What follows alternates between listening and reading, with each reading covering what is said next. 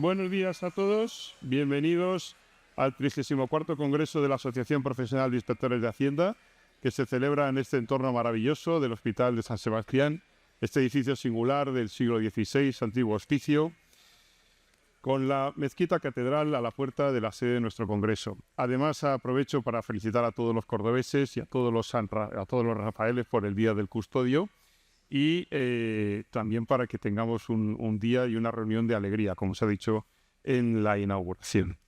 En primer lugar, me presento, soy Antonio Morales, el secretario de la Junta de la Asociación de Inspectores de Hacienda. Lo digo porque veo muchas caras nuevas y eso es un gran motivo de alegría otra vez. Gracias a los asociados de nueva incorporación, y estoy a vuestra disposición como el resto de la Junta. Como estaréis viendo por las imágenes que se están proyectando ahora mismo, hoy vamos a tratar la inteligencia artificial, pero no debemos asustarnos. No hace falta ser Alan Turing decodificando Enigma o ser un gurú de Silicon Valley para entender los aspectos que vamos a tratar hoy. Nuestros enfoques no van a estar tan ceñidos al tema técnico, sino a otros condicionantes, a otras preguntas éticas e incluso filosóficas si cabe. La mesa de la que tengo el honor y el placer de moderar esta mañana va a tratar de la estrategia de la inteligencia artificial como elemento de mejora de las organizaciones en la actualidad. Aunque suene muy novedoso, el concepto de la inteligencia artificial, entendido como la tecnología de las máquinas o como la robótica, encuentra sus raíces ya en la antigüedad si acudimos, por ejemplo, a la mitología con el famoso androide o autómata hecho de bronce llamado Talos para defender a la isla de Creta de las invasiones, o si acudimos a la leyenda del golem como un ser hecho de arcilla. Y por supuesto a la literatura, pues encontramos el término robot, procedente de la palabra robota, empleado en 1920 por el escritor checo Karel Čapek, significando esclavo. Tenemos también más ejemplos en la literatura, bien conocidos, sobre la existencia de robots o androides como creaciones humanas que intentan emular al Homo sapiens. Nos encontramos con grandes clásicos que voy a mencionar brevemente: el archiconocido Frankenstein de Mary Shelley, como Nuevo Prometeo, el famosísimo Pinocho hecho de madera por su padre en la historia Gepetto, los robots mencionados por Isaac Asimov, Walter Tevis, Philip K. Dick, o la creación de una humanidad según los postulados de una mente superior en un mundo feliz de Aldous Huxley. La ciencia ficción nos ha planteado grandes interrogantes sobre lo que parecía un mundo imaginario y cada vez se asimila más a un mundo real. Hace varias décadas resultaba inimaginable tener coches autónomos, asistentes personales virtuales o zapatillas con inteligencia artificial que nos ayuden a mejorar la pisada, la predicción de enfermedades gracias a la inteligencia artificial o el uso de la nanotecnología para hacer más eficientes determinados medicamentos. La IA ha entrado en nuestras vidas y muchos de estos avances ahora ya son una realidad. De esta manera, entiendo que conviene asistir a este fenómeno de una forma consciente y preparada. Podremos encontrar grandes detractores por un lado y entusiastas patrocinadores por otros. A lo mejor en el término medio está la virtud. Por eso creo que hay que estar preparado para lo que viene y aprovechar cualquier ocasión para aprender de este nuevo fenómeno todo lo que podamos y saber sus pros y sus contras. Aparte de las evidentes cuestiones tecnológicas que afectan a la inteligencia artificial, esta nueva tecnología nos plantea grandes interrogantes éticos, filosóficos, incluso, si me permitís, de carácter hasta religioso. Nos plantea también cuál debe ser el avance entre derechos y avance tecnológico y cuál será en el futuro el papel de la sociedad y de la robótica o de la inteligencia artificial conviviendo.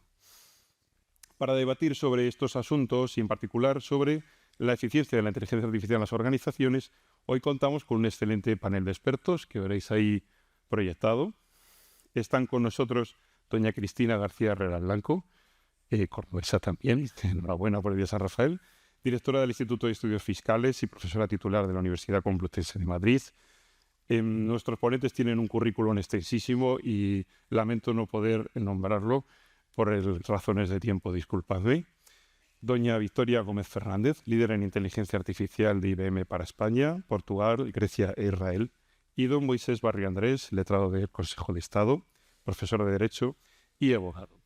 Y permitidme, y voy terminando, queridos ponentes, que os presente a mis compañeros, los más de 700 inspectores que están aquí reunidos, abajo, arriba, aquellos que están online, bienvenidos también.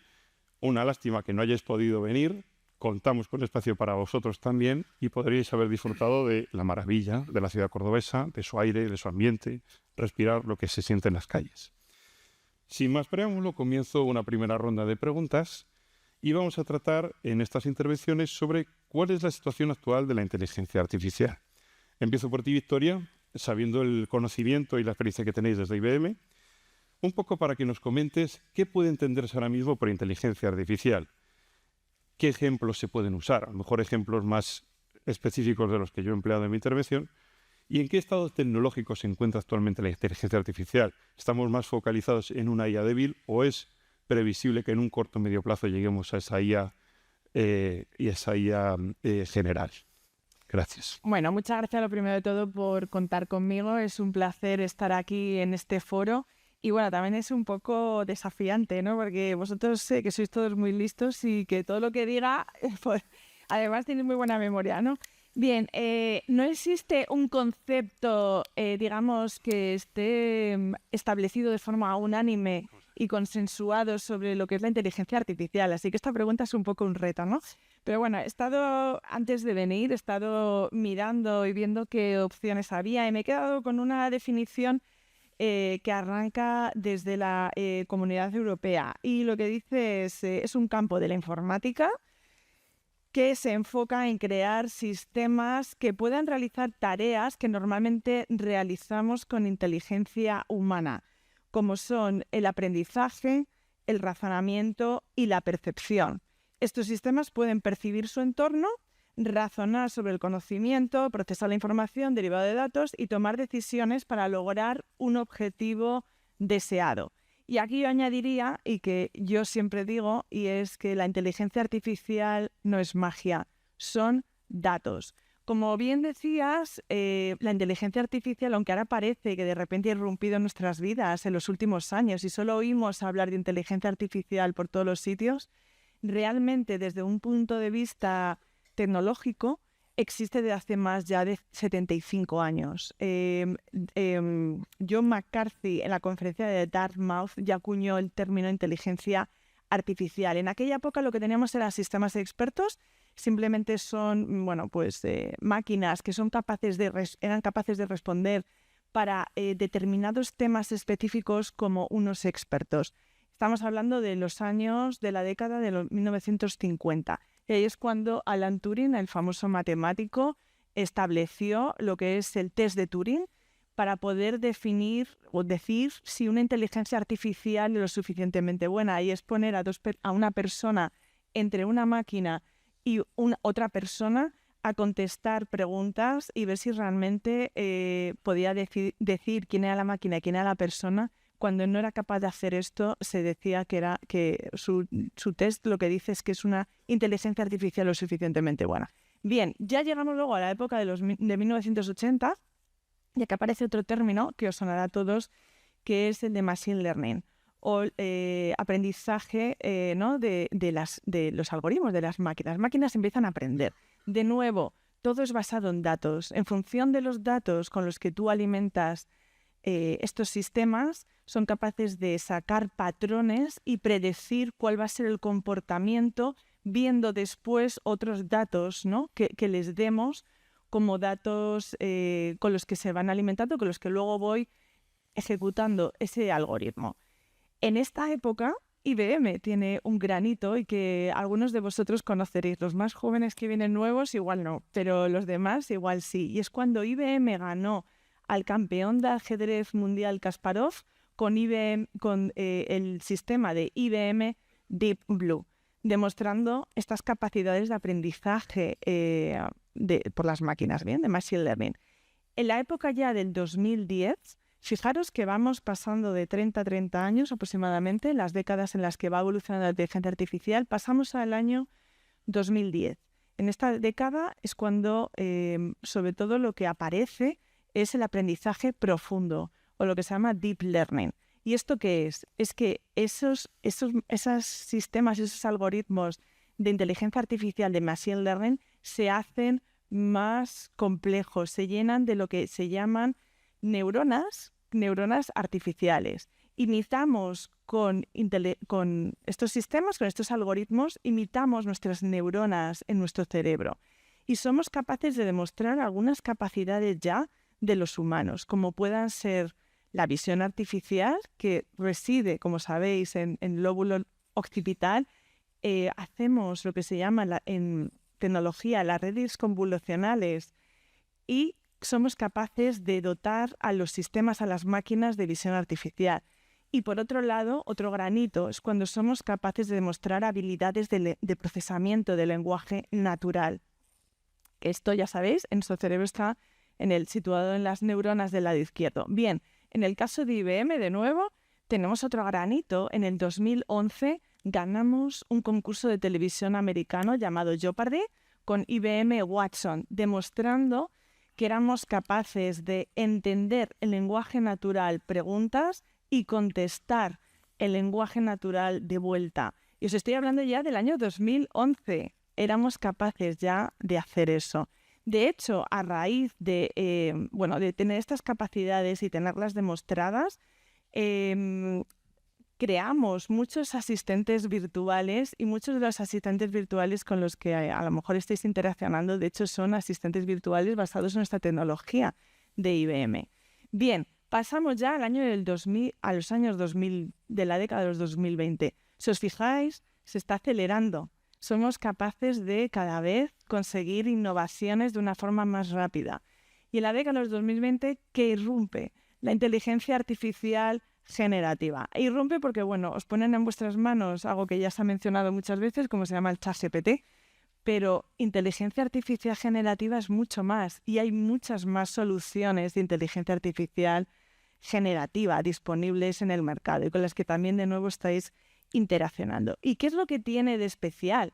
No es porque de repente, mi hijo puede hacer los deberes o podáis hacer alguna pregunta cuando vais a prepararos una reunión y que os dé respuestas, ¿no? Realmente lo importante desde un punto de vista técnico, tecnológico, es la rapidez. Con Machine Learning y Deep Learning, la forma en la que se creaban esos algoritmos es con científicos de datos que desde cero creaban esos algoritmos y los entrenaban con un corpus de datos, con un conjunto de datos de su organismo, de administración, de una empresa, ¿no? Un conjunto de datos. Entonces, si lo asimilamos, ponemos una analogía, es como si un niño, una niña, les enseñáis desde cero en vuestra casa con los datos y la información que tenéis disponibles, digamos, en vuestra casa, ¿no? Eso era Machine Learning, Deep Learning. Cuando pasamos a la inteligencia artificial generativa, lo que ocurre es que esos niños han ido primero a un colegio y se les ha enseñado un montón de datos, un montón de información general que está disponible en abierto, ¿no? Por eso es capaz de decir, que es la Asociación de Inspectores de Hacienda del Estado, ¿no? Como decían antes, o que es San Rafael, ¿no? Porque son datos en abierto, son datos públicos, que podría aprender este niño, esta niña, digamos, cuando va a un colegio. Y ahora, cuando llega a un organismo, cuando llega a una empresa, este niño, yo le doy los datos específicos que yo tengo míos, ¿no? Que no conocía antes. Esto lo que hace es que con la inteligencia artificial generativa, desde un punto de vista técnico, seamos capaces de hacer las cosas más rápido, ¿vale? Porque tenemos esos niños, digamos, que ya están preentrenados, llegan más, sabiendo más cosas, son más listos. Pero comentabas también, es que me ha hecho 3 preguntas en una. Me he puesto aquí una chuleta porque si no se me olvida. Vale, después me preguntabas, muy bien, este es un poco qué es la inteligencia artificial, un poco, digamos, anticipar un poco algo del estado de cómo estamos, ¿no? ¿En qué cosas los empleamos a diario? Bueno, está embebida en muchísimas aplicaciones la inteligencia artificial. Yo aquí distinguiría entre 2 ámbitos y yo creo que es muy importante esa distinción y también es muy importante que la tengáis en cuenta a la hora de utilizarla, porque no es lo mismo un ámbito personal que un ámbito profesional.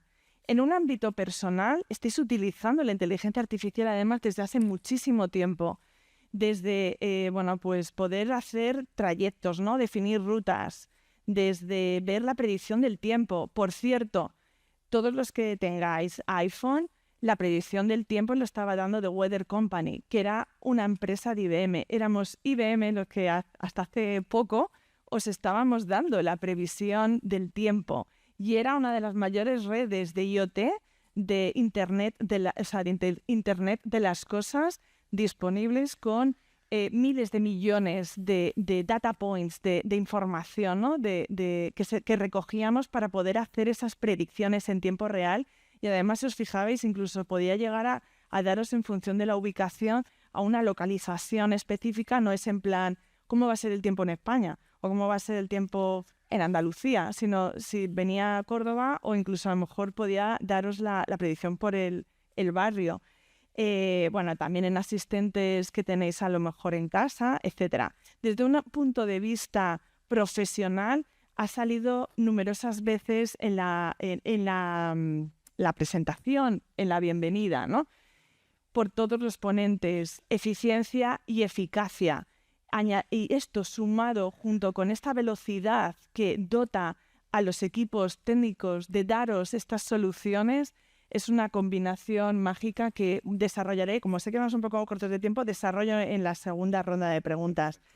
Y por último, el estado tecnológico en el que se encuentra la inteligencia artificial actualmente. Aquí se ha anticipado un concepto, él ha hablado en la inteligencia artificial general. Entonces, voy a resumir, os voy a decir un poco qué significa eso, ¿vale? Ahora mismo estamos en lo que le llamamos la inteligencia artificial estrecha o narrow AI. ¿Qué significa esto? Estamos dando y somos capaces de demostrar, como os decía, capacidades humanas, como puedan ser la visión, el lenguaje natural, pero lo hacemos de forma aislada. Una persona es capaz, yo ahora mismo os estoy viendo a la vez que hablo, me entero si entra alguien en la sala, si no, si tengo frío, si tengo calor. Eso se llama, cuando un sistema de inteligencia artificial llega a alcanzar eso, es lo que se llama la inteligencia artificial general. Y ahí todavía no estamos, ¿vale? Ahora mismo nos encontramos en la estrecha. Y el siguiente hito será, hay tres fases. El siguiente se dice que estaremos, en ese momento la inteligencia artificial alcanzará nuestras mismas capacidades de competencia general, global, todas juntas. Y el siguiente hito será ya la superinteligencia artificial, cuando los sistemas nos superen las capacidades de los humanos. Bien,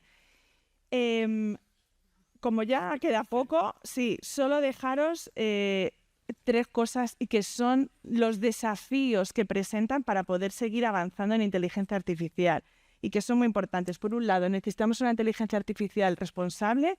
Esto para mí, además, me toca especialmente porque en IBM ponemos todo lo que es la parte de ética, de gobierno de la inteligencia artificial en el centro de todo lo que hacemos y cómo desarrollamos la inteligencia artificial. Tenemos un comité de ética implantado desde el 2017, así como la privacidad del dato. Es otro punto muy importante que si no tocaré luego cuando hablemos desde un punto de vista empresarial. Buscar hacer, y es el gran reto, buscar hacer inteligencia artificial también que sea con modelos, digamos, más pequeños, lo que también impacta sobre lo que es la sostenibilidad. En IBM, de hecho, también ese es nuestro foco. Conoceréis los Large Language Models, que significa son los modelos de inteligencia artificial generativa que, como dice la palabra, son grandes, ¿vale? Large. Nosotros estamos focalizados en lo que se llama Small Language Models. Son modelos de inteligencia artificial, son más pequeños, son menos creativos, es cierto, pero para un entorno profesional, que es nuestro público objetivo, no querréis hacer el último gran hit de un vídeo o algo así. Lo que necesitáis es tener una capacidad creativa suficiente, pero que a la vez tenga mayor nivel de transparencia y pueda tener mejores ratios en cuanto a coste. Muchísimas gracias, Victoria. La verdad es que, has hecho un resumen súper conciso y súper rápido para el tiempo que teníamos. Y como me decía mi hijo, porque claro, aquí son los niños como aprenden, pero también los mayores, que pedimos a los infantes, oye, ¿qué es la inteligencia artificial? Y dice, papá, son datos. Y yo, sí, es verdad, es la información básica. Y lo que comentabas de los 30 años de decalaje, es verdad que no se quiere hablar de un horizonte temporal concreto, pero Omar Hattambled, el director de inteligencia artificial en la NASA, venía a decir, podrá ser 2050 o cual sea cuando lleguemos a esta superinteligencia en la que sea difícil distinguir entre humanos y robots, porque se puedan crear músculos, porque se pueda crear un humanoide. Pero dice, va a ser algo progresivo, no será un día concreto en el que nos encontremos con ya ha venido. Y es verdad, lo has comentado muy bien, de esta IA estrecha pasar a una IA general y luego a una superinteligencia. Pero hasta que lleguemos allí hay mucho camino por recorrer. Y yo quiero aprovechar para preguntarle a Moisés, que acaba de publicar varios libros, entre ellos la última edición de los comentarios al reglamento de inteligencia artificial que acaba de publicarse este verano, una pregunta más genérica, porque desde mi punto de vista se ha hecho una apuesta muy fuerte por la Unión Europea. Corrígeme, creo que es un reglamento bastante ambicioso en lo que estamos acostumbrados a leer de normativa comunitaria. Es un reglamento que toca muchos palos, pero no sé cuál es tu visión sobre en qué estado de regulación nos encontramos, si quizás de ambicioso deja cosas por hacer y, por otro lado, si hay una dicotomía en cómo estamos regulando en la Unión Europea por un lado y cómo estamos regulando en otro partner, que podría ser Estados Unidos, ya no hablamos de China, eso es otra historia. Y si realmente se está fomentando o se está dificultando el avance tecnológico con estas regulaciones. Bueno, muchísimas gracias, muy buenos días, muy honrado de estar aquí, agradecer la invitación. Napoleón, como padre de la codificación y del derecho administrativo moderno, decía que no hay funcionario más respetado del Estado y más temido que el juez de instrucción. Y hoy había que decir, y los inspectores de Hacienda. Vamos a ver, a nivel comparado, la inteligencia artificial tiene tres grandes líneas de regulación. Una regulación muy intensa, que es la que lleva a cabo China, interviene incluso en las empresas. Al final, el modelo regulatorio chino es el que teníamos en Europa tras la Segunda Guerra Mundial. Recordaréis la actividad administrativa empresarial e industrial, donde había delegados del gobierno en las empresas. Pues es lo que hace China. Después está Estados Unidos, que deja hacer prácticamente de todo al mercado. No hay una regulación a nivel federal, pero los estados están comenzando a regular la inteligencia artificial. De tal forma que en Estados Unidos ahora mismo hay más de 100 normativas de los estados para regular la inteligencia artificial, porque se están viendo los efectos y los riesgos que tiene. Y en mitad tenemos a la Unión Europea, que está centrada en proteger los derechos fundamentales, asegurar que las empresas innoven, pero que también se respeten los derechos de los ciudadanos. Se dice mucho que la regulación mata la innovación y se acusa a la Unión Europea que con su regulación ha impedido que exista un campeón digital europeo. Y esto es una creencia muy extendida. Seguro que si hago una encuesta, muchos de vosotros vais a compartir esta idea. Bueno, pues es falsa de toda falsedad. Falsa de toda falsedad. ¿Por qué? Hasta el año 2018 había dos normas vigentes en el derecho digital europeo. La Directiva de Protección de Datos del año 95 y la Directiva de Comercio Electrónico del año 2000. La Directiva de Protección de Datos del año 95 era una directiva de cumplimiento formal, tick in the box y ya está. Y la Directiva de Comercio Electrónico del año 2000, que está en vigor, lo que hace es introduce un régimen de exención de responsabilidad para los intermediarios. Un periódico sí responde por los artículos que publica. Hay una responsabilidad de los impresores, de los directores de los medios de comunicación en el Código Penal, pero sin embargo una red social, un proveedor de alojamiento de Internet, no responde por los contenidos de los usuarios. Esa es la primera regulación de Internet que surge en Estados Unidos en el 96 y la Unión Europea la introduce en el 2000. Por tanto, hasta el año 2018 no teníamos apenas regulación y no teníamos ningún campeón digital, ¿vale? Por tanto, no tiene nada que ver. Lo que sí teníamos en el 2018 y tenemos desde hace varias décadas en el derecho de la Unión Europea es un derecho de las telecomunicaciones que establece una regulación ex ante del mercado. ¿Sí? Y esa regulación es la que ha permitido que en España tengamos una de las mejores redes de fibra óptica del mundo y de cobertura 5G. La red de fibra óptica FTTH que tenemos no la tienen ni Estados Unidos ni algunos otros países que podemos pensar muy relevantes. Dicho lo cual, y sobre esta base, ¿por qué hay que regular la inteligencia artificial? La inteligencia artificial, como software autónomo, tiene una serie de 4 rasgos propios. Primero, los daños que pueden producirse son sistémicos. Ya he explicado antes, Victoria, los usos de la IA. De hecho, McCarthy, uno de los padres de la disciplina, hablaba de la IA silenciosa. Cuando sale una innovación y se incorpora al mercado, la gente se olvida de que está ahí, pero si quitamos la IA de los teléfonos móviles, no pueden funcionar. 2. Los daños se pueden producir a gran escala. pensad qué pasaría si los algoritmos de recomendación de Netflix o YouTube Kids se hackean y entonces a nuestros niños, en lugar de aparecerles los payasos de la tele y otras cosas, pues les empiezan a aparecer películas pornográficas o decapitaciones del ISIS, ¿vale? Masivamente. 3. Se plantean problemas de causalidad.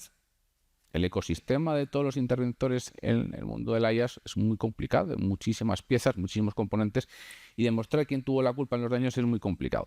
Y por último, los daños muchas veces se desconocen, son daños futuros. Y por esta razón ya la Unión Europea lleva tiempo trabajando en la regulación y este verano se publicó el Reglamento Europeo de Inteligencia Artificial. Es una norma muy complicada. Es verdad, es una norma técnicamente muy complicada, tiene 113 artículos, 13 anexos y además el paradigma regulatorio no tiene que ver nada con protección de datos. Los que conocéis protección de datos, cuando leáis el reglamento de IA diréis, bueno, esto no tiene nada que ver, porque el modelo regulatorio está basado en la seguridad de los productos.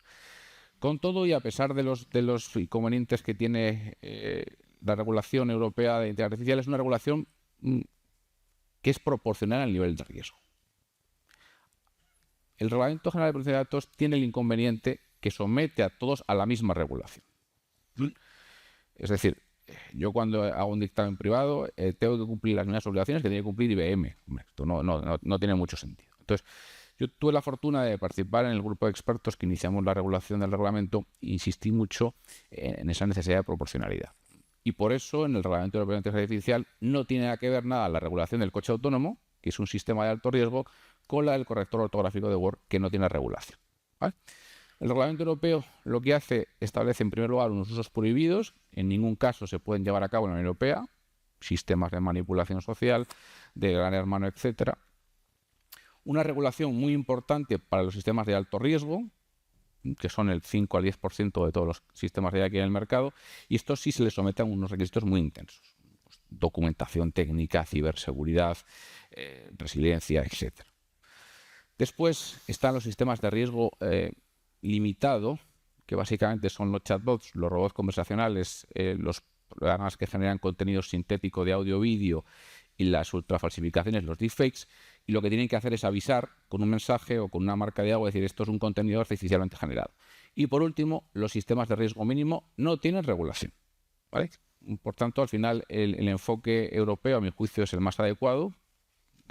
No olvidar que la inteligencia artificial es un medio, es una tecnología que debe servir para el progreso, para mejorar la calidad de los ciudadanos y, por tanto, las empresas sí tienen que innovar, pero hay que respetar los derechos fundamentales. Y por eso yo creo que a pesar de los puntos oscuros que tiene el reglamento, que lo solventa porque deja margen a la Comisión Europea para actualizar ciertas partes del mismo al progreso tecnológico. No petrifica una regulación muy complicada de modificar, sino que la Comisión Europea tiene que aclarar los conceptos básicos y puede modificar ciertas cosas a medida que el progreso avanza. Por tanto, yo creo que ahí lo dejo y debemos estar tranquilos con el marco europeo. Perfecto, muchísimas gracias, Moisés.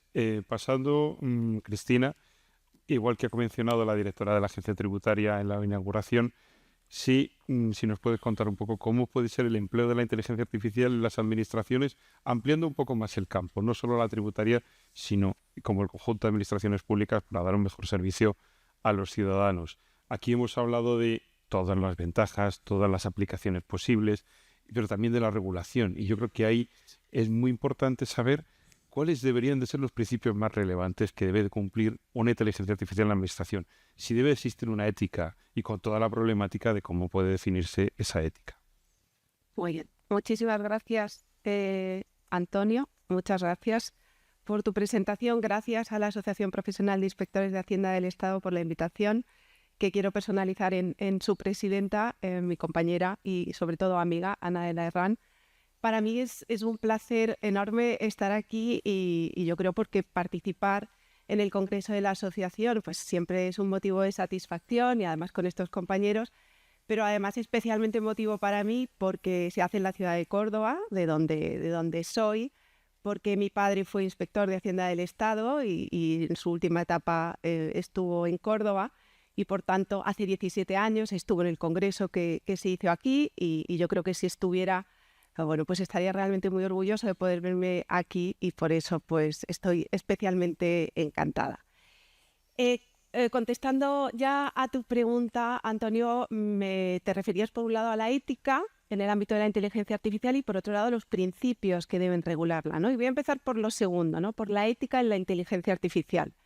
Yo creo que todos, seguro, si os preguntamos a vosotros qué pensáis, si la inteligencia artificial tiene que ser ética, pues todos diréis evidentemente que sí. Yo creo que una tecnología tan disruptiva, que es capaz de tener un impacto tan relevante en la vida de las personas, pero que también puede manipularlas, que también puede crear supuestos de discriminación o vulnerar determinados derechos, es evidente que tiene que ser ética. Y por eso, desde el principio, todos los estudios que hay, los organismos internacionales vienen prestando atención. Tenemos las directrices éticas de la Unión Europea del año 2019 para una inteligencia artificial ética, o informes muy relevantes de organismos como la OCDE, como la UNESCO, ¿no?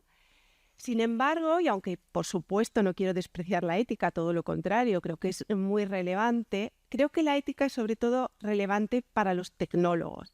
Es decir, para aquellas personas que se dedican a la tecnología, que entiendan que el desarrollo de la misma tiene una serie de límites, que son esos principios, esos criterios, esos valores morales y éticos que tienen que estar presentes para evitar que los riesgos de esta tecnología puedan hacerse reales, y que creo que son más fáciles de entender para los tecnólogos que el derecho, que las normas jurídicas, ¿no? Los abogados y los juristas en ocasiones desarrollamos determinadas argumentaciones que para el común de los mortales o para los tecnólogos no se entienden fácilmente.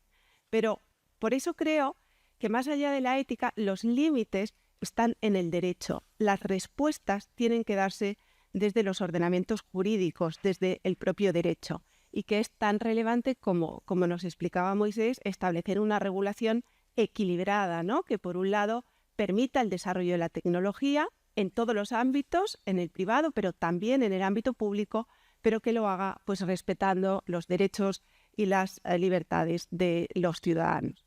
Y las respuestas desde el derecho ya existen. Es que si hacemos un recorrido por los pronunciamientos de los tribunales de justicia en todo el mundo, tenemos multitud de sentencias que han declarado algoritmos de inteligencia artificial ilegales. Bueno, en Estados Unidos el algoritmo Compass, que lo que hacía era predecir las posibilidades de reincidencia criminal, que fue declarado racista, o por ejemplo determinados algoritmos de inteligencia artificial de reconocimiento facial en Suecia, en los colegios, para poder controlar la asistencia de los alumnos a las aulas. Se llegó a determinar que era contrario a la privacidad de los alumnos. Tengo muchísimos más ejemplos, y también hay ejemplos en el ámbito de las administraciones tributarias. La conocida sentencia del Tribunal de La Haya del año 2020 en el asunto Siri, que declaró un algoritmo de inteligencia artificial ilegal utilizado por las administraciones tributarias para luchar contra el fraude legal, porque contravenía no solo el Convenio Europeo de Derechos Humanos y el derecho a la intimidad de los ciudadanos, sino también el Reglamento General de Protección de Datos, porque evidentemente en Europa tenemos una normativa muy garantista, ¿no? Entonces, las respuestas están ya en el derecho, y por eso creo que es importante una regulación, porque más allá de que existan regulaciones como el Reglamento de Inteligencia Artificial, que en realidad son regulaciones genéricas que establecen distintos tratamientos en función de los riesgos, que creo que es muy interesante, pero que se aplican igual en el ámbito público que en el ámbito privado. Y en el ámbito público, de la misma manera, a actuaciones muy distintas y funciones muy diferentes y con una inferencia realmente distinta en el ámbito de los ciudadanos. Por eso, cuando la regulación se produzca, y yo creo que en el ámbito público deberá producirse, pero también en el contexto de las administraciones tributarias, en el ámbito del derecho financiero y tributario, tenemos que tener en cuenta una serie de principios. Y yendo a ellos rápidamente, yo destacaría 5 principios fundamentales. Empezaría por el principio de prudencia. O sea, tenemos que ser prudentes en el desarrollo de esta tecnología, utilizar, por tanto, diferentes niveles de inteligencia artificial o diferentes tipos de inteligencia artificial dependiendo del momento en el que nos encontremos. Y esa prudencia también nos lleva a esa necesidad de intervención humana en todo el proceso. Aquí yo creo que Por ejemplo, la estrategia de la agencia tributaria en inteligencia artificial ya prevé ese acompañamiento desde los inicios hasta el final, supervisión humana de todo lo que se realiza. En segundo lugar, y por supuesto, el principio de no discriminación, ¿no? Ese principio de igualdad que nos lleva a evitar que se produzcan esas discriminaciones y a analizar la inteligencia artificial no solo en el algoritmo, sino sobre todo y fundamentalmente, porque la inteligencia artificial son datos, en el conjunto de datos que alimentan los algoritmos de inteligencia artificial.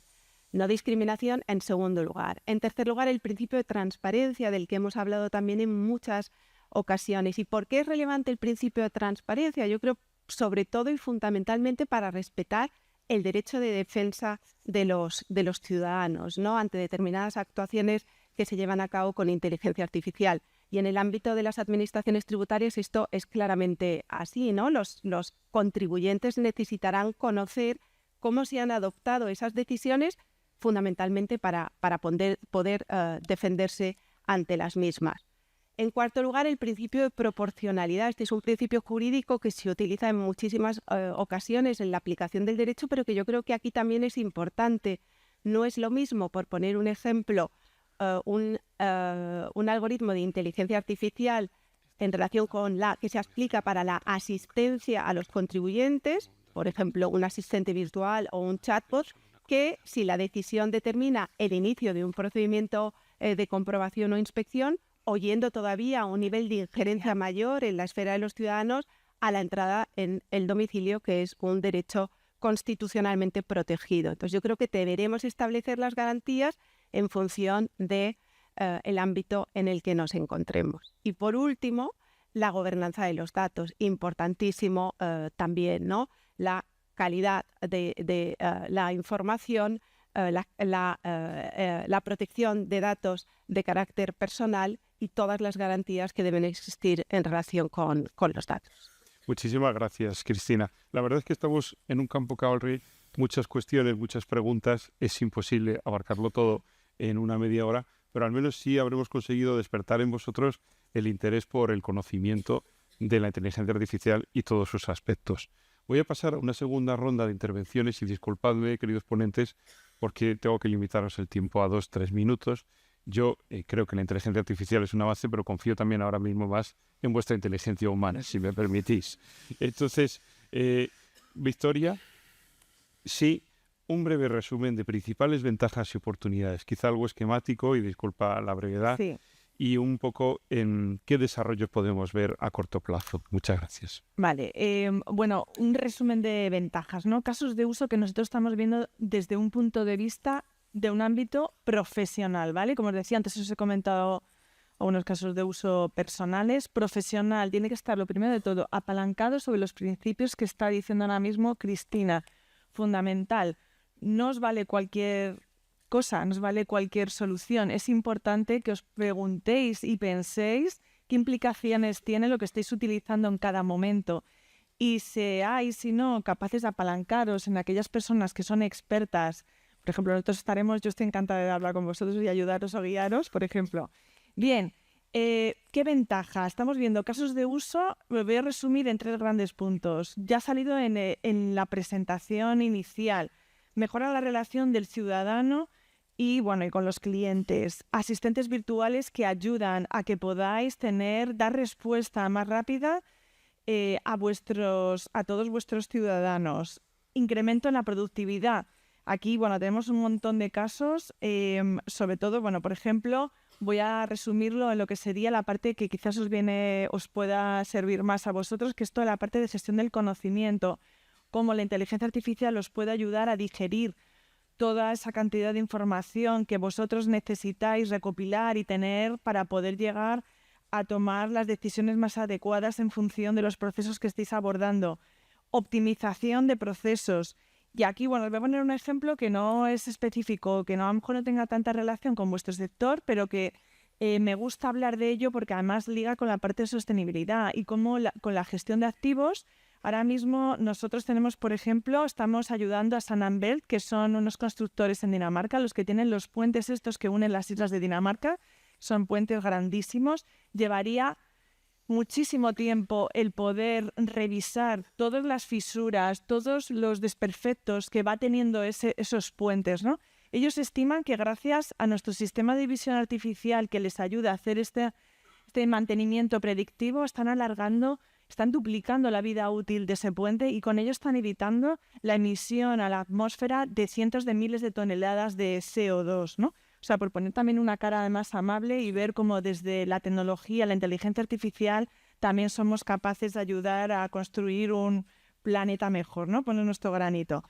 En cuanto al futuro, por un lado, y es también el foco en el que nosotros hemos desarrollado toda nuestra inteligencia artificial, las capacidades nuevas de inteligencia artificial generativa. Como os decía, foco en construir modelos, algoritmos de inteligencia artificial que sean más pequeños, porque esto también conlleva, por un lado, el que podáis tener luego unos ratios más beneficiosos en cuanto a lo que son coste-beneficio, pero también por otro lado, bueno, porque también impacta lo que es pues esa sostenibilidad.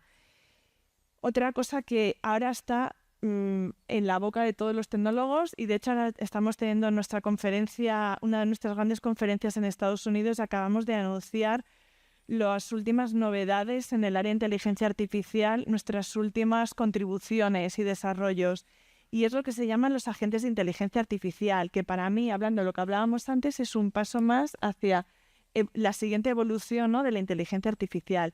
Esto es, para que lo entendáis, imaginaros que tenéis que realizar un proyecto. Y en este proyecto vosotros lo que tenéis es un equipo. Cada persona tiene una tarea y entre ellos además se van retroalimentando porque trabajan en conjunto y necesitan que a lo mejor el feedback de unas actividades se den a otras personas del equipo para que puedan realizar ellos sus tareas. Esto es lo que se llaman los agentes de inteligencia artificial. Y nosotros acabamos de anunciar, por ejemplo, ahora nuevos desarrollos que hemos realizado y que ponemos a disposición también, tanto en abierto, que es otro punto importante que no ha salido y que no hemos mencionado. Nosotros impulsamos también mucho lo que es la innovación y el desarrollo de la tecnología de la inteligencia artificial desde un punto de vista abierto de comunidad global. Y ya tengo que acabar con nosotros desde IBM y por las capacidades que tenemos, tanto desde un punto de vista de software, pero también de hardware, porque muchas veces cuando se habla de inteligencia artificial es un tema que se obvia o no se habla de ello, ¿no? Pero para poder estar donde estamos ahora y de cara al futuro, lo primero de todo tenemos que tener capacidad de cómputo para poder ejecutar, ¿no?, esos modelos y para poder llegar a hacer cada vez más. Nosotros en IBM tenemos la capacidad de desarrollar los dos y nosotros, como vemos este futuro a medio plazo, digamos, es con la combinación de lo que es el mundo de la computación tradicional, que se mide con bits, ¿no?, de los bits, más los qubits, que representan el mundo de la computación cuántica, que cada vez estamos ya más cerca. Bueno, es una realidad hoy en día, pero cada vez las ventajas que puede aportarnos la computación cuántica están más cerca, más la combinación de lo que llamamos como neuronas, es decir, de esta inteligencia artificial. La combinación de esas tres tecnologías son, como vemos, este futuro a medio plazo y lo que va a hacer que consigamos desarrollos también en otros campos y en otros ámbitos que quizás pues resultan ahora mismo un reto, como pueda ser descubrimientos de nuevos materiales, descubrimiento de nuevos fármacos, ¿no? Con lo cual, bueno, la combinación de esos tres. Me parece fantástico. Muchísimas gracias, Victoria, porque además, aparte de ser inspector de Hacienda, yo soy letrado, o sea, licenciado en Derecho, pero una de mis aspiraciones en un momento era ser ingeniero. Esto siempre dice mi suegro, perdonad, en la anécdota, dice, vaya ingeniero que se ha perdido el mundo. Bueno, sí, pero yo lo que hago es aprender todo y aquí intentaba bajar a tierra y acabamos hablando de la cuántica, acabamos hablando de las neuronas, o sea que no nos podemos ir al café con mejor enciclopedia que la que estamos aprendiendo ahora. Intento bajar un poco a la tierra, pero también voy a hacer una pregunta elevada, Cristina, porque, por ejemplo, en las administraciones públicas seguramente tendremos muchas áreas de mejora. Quizás a corto plazo estamos viendo varias y cómo acortar plazos, cómo reducir tiempos, pero aparte de ello me hace pensar en todo el uso y toda la delegación de tareas que hace el ser humano en la inteligencia artificial, de qué manera puede afectarnos como sociedad. O sea, puede cambiar nuestra forma de actuar, nuestra forma de pensar. Ya no memorizamos números de teléfono, los tenemos en el iPhone o en el smartphone, y sin embargo hay muchas cosas que a lo mejor perdemos capacidades. Recuerdo que, y vuelvo a citar a Omar Hataley, decía, la IA va a tener dos efectos. En algún caso, para la gente vaga, les hará más vagos, pero para otros prosperarán si tienen pensamiento crítico, si tienen aquellas capacidades que les diferencian de los demás. Perdona la longitud de la pregunta. No, por favor. Yo creo que nos decías que apelabas a nuestra inteligencia humana, y yo creo que en esto la inteligencia artificial sería bastante mejor que la inteligencia humana. Tenías que haber apelado a la inteligencia artificial, porque tú le dices a la inteligencia artificial, habla 2 minutos, dame... Seguramente. Son 2 minutos. Pero no tendría la empatía que tienes. Eso sí. Pues yo creo que el impacto de la inteligencia artificial, desde luego en el ámbito privado, va a ser inmenso. En principio pensaríamos que es mayor en el ámbito privado, porque las empresas tienen que adaptarse más y son más como necesidades de su competitividad, pero desde luego en el ámbito público también. Y en lo que se refiere, en todos los ámbitos, pero no nos da tiempo a entrar ahí, pero en lo que se refiere en particular a lo que me preguntabas sobre cómo vamos a cambiar, desde luego, para empezar, es cierto que sabemos que hay muchas tareas repetitivas y tediosas que se hacían que hacíamos las personas, que van a dejar de hacerse porque van a realizarse por parte a través de la inteligencia artificial, y eso nos permitirá ir, como sabemos, pues a desarrollar más otras capacidades, como por ejemplo la creatividad, la capacidad estratégica, ¿no? Y eso también llevará a que en la práctica vayamos desarrollando nuevas habilidades, que es un poco a lo que tú te referías, y yo estoy seguro de que así será, que desarrollaremos nuevas habilidades. Y eso me lleva a pensar en algo que es un poco inquietante. No me gustaría terminar así, pero yo creo que está muy ligado a la pregunta que me haces, que es al transhumanismo, ¿no? A esa corriente filosófica que entiende que la tecnología y la inteligencia artificial puede cambiar las habilidades humanas, tanto físicas como mentales, y vamos pues a esos planteamientos sobre cómo va a impactar en la longitud de la vida, en la extensión de la vida de las personas, o incluso pues esas mezclas de hombre-robot que se van a producir en el futuro. Todo eso es muy inquietante y la verdad es que bueno, yo creo que nos asusta mucho, y por eso yo creo que en el fondo lo que tenemos es que no asustarnos ante lo que pueda venir, porque yo creo que si nos vamos a nuestros filósofos, ¿no? Por ejemplo, a Sócrates la escritura le parecía que era un retraso para la sociedad, porque entendía que a través de la escritura los seres humanos reflexionarían menos, no se desarrollaría la capacidad de memoria, no nos plantearíamos de forma crítica las cosas, porque no podríamos dialogar con un pensador, porque todo estaría escrito, ¿no? Y sin embargo, bueno, la importancia de la escritura, por supuesto, de los libros para el avance del conocimiento. Entonces, en eso me quedo, en la esperanza de que sabremos adaptarnos también desde una perspectiva ética y moral a los cambios que se producen. Muchas gracias, Cristina. Yo también me gustaría aportar ese punto de vista optimista de que quizás la inteligencia artificial, bien empleada o inteligentemente, perdonad la redundancia, empleada, nos permite descargarnos de aquello repetitivo y centrarnos más en lo que somos humanos. Y sobre todo lo que has dicho, la conversación, algo que me parece fantástico en la actualidad. Vuelvo al tema regulatorio, Moisés, y también involucrándolo un poco con lo que acabamos de hablar. Porque, claro, estamos hablando de la interacción del ser humano con la inteligencia, pero me gustaría saber cuáles son aquellos derechos que vemos que a primera vista van a estar más afectados por la inteligencia artificial. Todo esto siendo un camino que está por explorar, porque hasta que no veamos supuestos conflictos, aparte de los casos que ha mencionado Cristina, no veremos, perdonad, se me escucha, no veremos más litigios o conflictos sobre derechos y la inteligencia artificial. Creo que hay prevista una defensa en el reglamento, pero corrígeme, sobre estas situaciones. Y considero que a lo mejor debe regularse o debe de especificarse el derecho a ser tratado siempre por un ser humano, ¿no? El derecho a tener siempre la posibilidad de que haya supervisión humana y a reclamar que una persona me trate mi caso. Como vamos mal de tiempo, me voy a centrar más en el último, porque la verdad que comentar los artículos 85, 86 y 14 del reglamento va a ser muy aburrido. Es importante una precisión previa. La inteligencia artificial tiene muchas herramientas y muchas subdisciplinas, ¿bien? Y la más popular, la Rosalía o la Taylor Swift del momento, es el Machine Learning, el aprendizaje automático y todas sus subdivisiones. ¿Cuál es la particularidad del Machine Learning, el aprendizaje automático? Que nos da una predicción. No razona como nosotros, sustituye la causalidad que utilizan los físicos o la motivación por una predicción. ¿Eso qué se traduce? Primero, en que siempre tiene errores, siempre va a tener errores. Y en una necesidad de una supervisión humana. Por eso el reglamento en los sistemas de alto riesgo siempre obliga a una supervisión humana, una interfaz persona-máquina, y además quienes manejan la IA tienen que estar adecuadamente formados.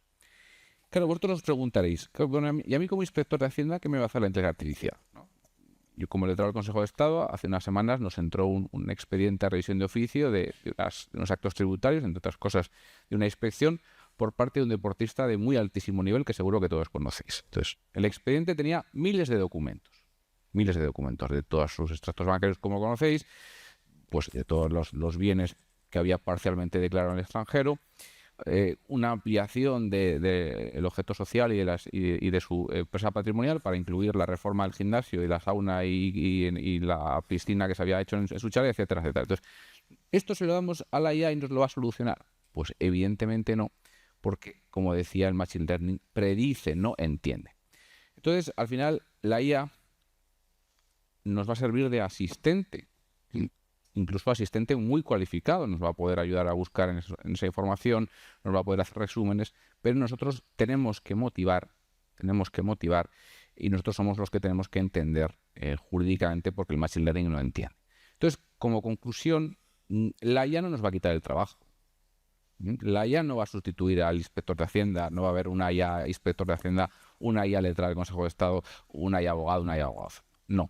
Pero los profesionales que utilizamos inteligencia artificial sí que vamos a sustituir a aquellos que no la utilizan, como pasó con la máquina de escribir. Por tanto, una herramienta muy cualificada y hoy ¿alguien hace un acta de inspección con una máquina de escribir? No. Pues lo mismo pasa a medio plazo. Todos utilizaremos inteligencia artificial y si no nos quedaremos atrás. Así que muchísimas gracias.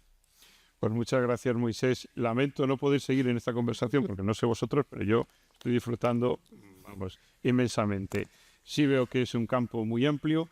Quiero que aprovechéis todo este corpus de opinión que nos habéis facilitado y únicamente os pido un fuerte aplauso para nuestro ponente. Muchas gracias. Chao.